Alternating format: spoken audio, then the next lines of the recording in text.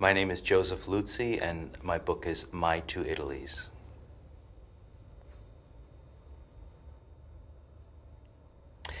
I felt the need to write this book because the world of my parents, which when I was growing up was something I adored them. I felt very lucky to have such a big, loving family. I was one of 6 kids. But there was also something about their world that I tried to distance myself from, and because I wanted to fit in like all kids. And yet as I got older, I realized my parents' dialect, their recipes, you know,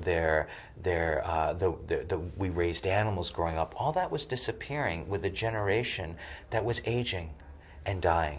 For example, when my dad passed away in the 90s, his great love, use of the Calabrian language, especially for swearing. He'd say things like "Ti vo bruciare l'erba," which means "May the ground beneath you combust." You know, he was very colorful and Lear-like in his curses.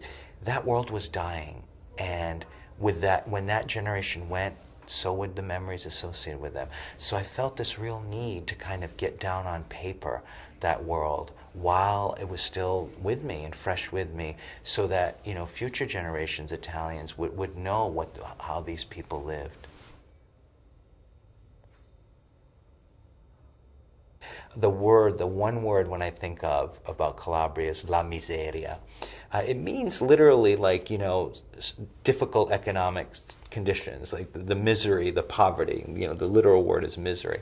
But it's more of a worldview.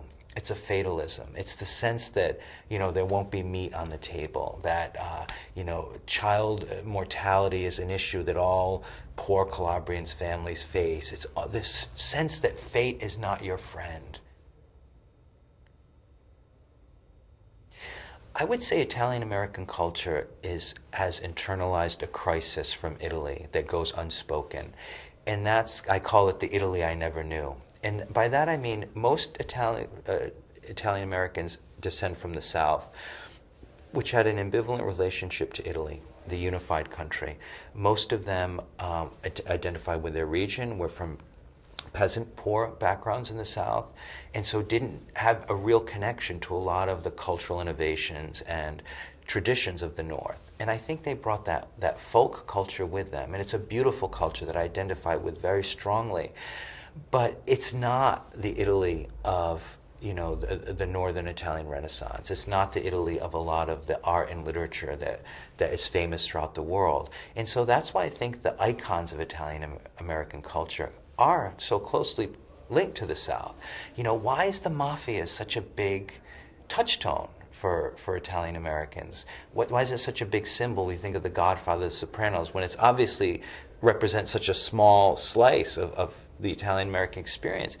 I think it's because of this, the tension and the sense of disconnect from so much of what Italy has offered historically, and that Italian Americans imported Southern Italian culture. And that really, when we say Italian American, we're really saying Southern Italian American. And my book wanted to say, why on the one hand do we have this folk peasant, you know, culture in things like Jersey Shore, like The Sopranos. On the other hand, the Tuscan sun, when you go to Italy, you know, restore a villa, fall in love. How do we negotiate those two worlds? And that's what my book tries to do, because I was born right smack in the middle of them.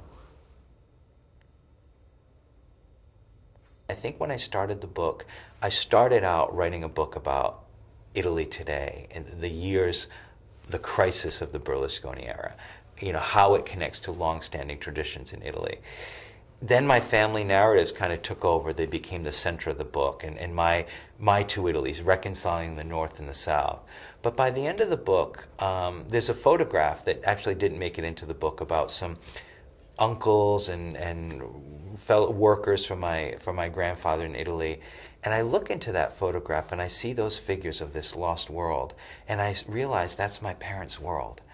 They left it, you know, they left everything they knew, everything they loved, to come here, knowing what it would mean.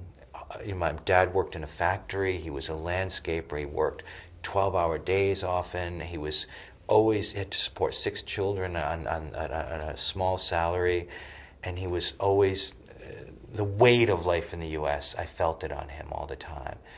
And I saw that what they did was this incredible act of generosity for their children, because they reaped none of the fruits of life in America. And we did, but they did it, they sacrificed, in a sense, their adult lives. My mom said that my dad had been happy and carefree in Italy once in passing, and it struck me with a force like no words I can recall, because I saw, in a sense, what immigration took from him, took everything from him. And yet he had been happier in another life. So they were exiles. And that was a profound experience. And I realized that's a story that so many American families have experienced. I have my version of it. You have yours. Everyone has their version, pretty much, of this story of exile and sacrifice. And I left with this sense of profound awe and kind of reverence for what they had done. And that's, I started the book about Italy, and in the end I think it was an American story about a family that everyone in some way has a version of it in this country.